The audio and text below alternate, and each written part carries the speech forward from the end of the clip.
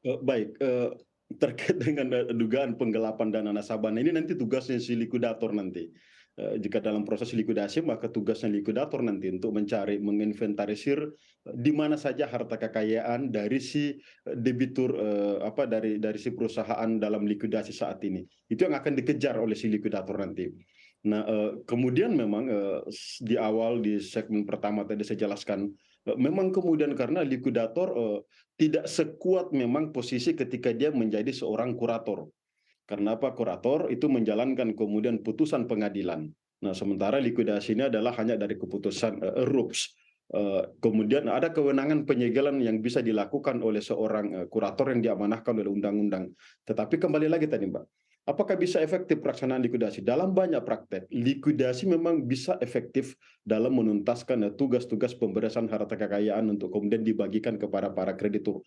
Nah, beban dan akan menjadi tugas berat, likuidator saat ini adalah kalau misalnya ada harta kekayaan yang dibawa lari oleh, kita tidak tahu apakah manajemen, yang membawa lari, maka tugas terberat adalah segera diinventarisir saat ini oleh likuidator, kemudian untuk segera diupayakan nanti pengembaliannya, harta-harta tersebut ke dalam, perusahaan yang sedang berada dalam keadaan likuidasi. Upaya hukum dimungkinkan untuk dilakukan oleh likuidator nantinya. Karena kenapa? Kewenangan-kewenangan perusahaan untuk melakukan tindakan hukum sekarang berada di tangan likuidator. Nah, likuidatorlah nanti yang akan mengejar harta-harta tersebut. Mudah-mudahan manajemen yang ada sekarang bisa, memberikan data yang lengkap kepada likuidator untuk mengecek harta mana saja yang saat ini tidak lagi berada dalam kekuasaan, perusahaan, tapi telah dikuasai oleh person-person atau pihak ketiga lainnya untuk segera likuidator bisa, mengejarnya. Demikian. Dator tuh adalah untuk menginventarisir begitu ya, harta-harta atau aset-aset kekayaan dari perusahaan sebelum akhirnya memang ternyata bisa dinyatakan pilot begitu ya Pak Imran. Dan berikutnya ada sejumlah pertanyaan dari netizen yang sudah dikumpulkan melalui media sosial CNBC Indonesia. Pertanyaan untuk yang pertama ada dari @bosfriend, apakah kasus One Arta Life bisa masuk ranah pidana? Lalu selanjutnya ada pertanyaan yang kedua dari @yogatama, apakah OJK bisa diminta bertanggung jawab bila perusahaan berlisensi dari OJK ini bermasalah? Silakan Pak Imran. Yang pertama tadi, sorry, yang tentang OJK, apakah OJK bisa diminta pertanggungjawaban? Menurut hemat kami, jika ada miss dalam melakukan pengawasan, maka yes, OJK bisa diminta pertanggungjawaban. Tapi jika tugas OJK dalam melakukan pembinaan, dalam melakukan pengawasan sudah dilaksanakan dengan baik, maka tentu OJK tidak bisa disentuh karena ini benar-benar misal miss manajemen dari direksi atau dari, dewan komisaris. Terus yang sorry Pak, yang pertama tadi apa tadi Mbak, yang pertama kelupaan? Untuk yang pertama, apakah pada kasus One Arta Life ini bisa dibawa ke ranah pidana Pak Imran? Oh, benar. Jika diduga ada tindakan pidana yang dilakukan oleh manajemen Wana Arta Life, maka pasti bisa dibawa ke ranah pidana. Tapi harus dipastikan di sana bahwa memang ada tindakan, yang dilakukan oleh, oleh manajemen yang melanggar ketentuan perundang-undangan, maka pasti bisa dibawa ke ranah pidana. Demikian. Baik Pak, lalu untuk yang kedua tadi artinya untuk dari OJK sendiri kesimpulannya bagaimana Pak Imran? Sepanjang OJK telah melaksanakan tugasnya yang ditentukan oleh undang-undang maupun di internal OJK tentang tugas pembinaan, tentang tugas pengawasan terhadap Wana Arta Life misalnya, maka kepada OJK tidak dapat pasti diminta pertanggungjawaban. Tapi jika kondisi yang terjadi dengan Wana Arta Life sekarang karena ada kelalaian pengawasan yang dilakukan oleh OJK, maka yes, OJK dapat diminta pertanggungjawaban karena kenapa? Kelalaiannya dia mengawasi satu industri keuangan mengakibatkan para nasabahnya, para pemegang polisnya rugi. Nah, dalam konteks demikian maka OJK dapat diminta pertanggungjawaban. Demikian. Baik Pak Imran. Lalu terkait Pak sebuah situasi begitu ya jika artinya suatu perusahaan yang tengah di proses likuidasi nyatanya memang lebih banyak untuk nilai kewajiban yang perlu ditanggung begitu ya daripada nilai aset yang memang dikumpulkan begitu. Sebetulnya untuk selama ini bagaimana proses penyelesaian yang pernah terjadi? Apakah ada cara lain yang ditempuh begitu selain daripada tadi menginventarisir harta oleh likuidator?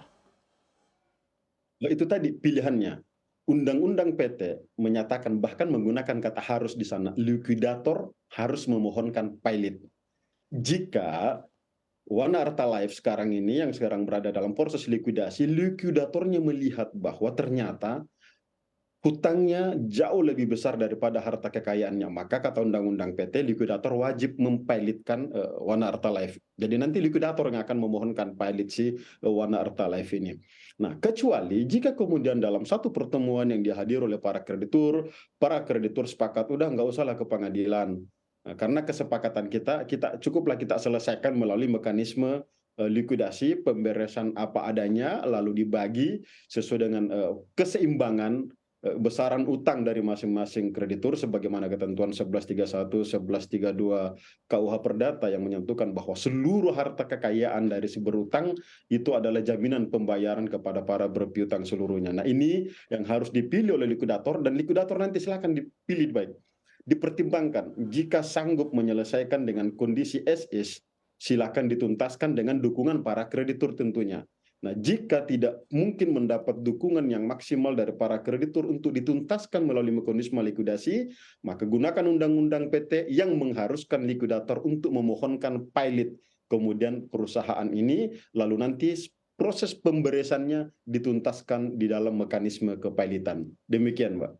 Baik Pak, lalu selanjutnya nih Pak, pertanyaan yang selanjutnya. Untuk OJK begitu ya, sekarang ini kan kita lihat begitu cukup mendukung gitu ya proses perburuan tersangka Wana Arta Life dan meminta agar pihak berwajib ini bisa menyita seluruh aset begitu ya dari para tersangka yang saat ini memang menjadi buronan. Nah, tapi jika kita lihat lagi begitu ya Pak, hal tersebut tentunya kan akan memakan waktu yang cukup panjang begitu, tidak akan singkat begitu.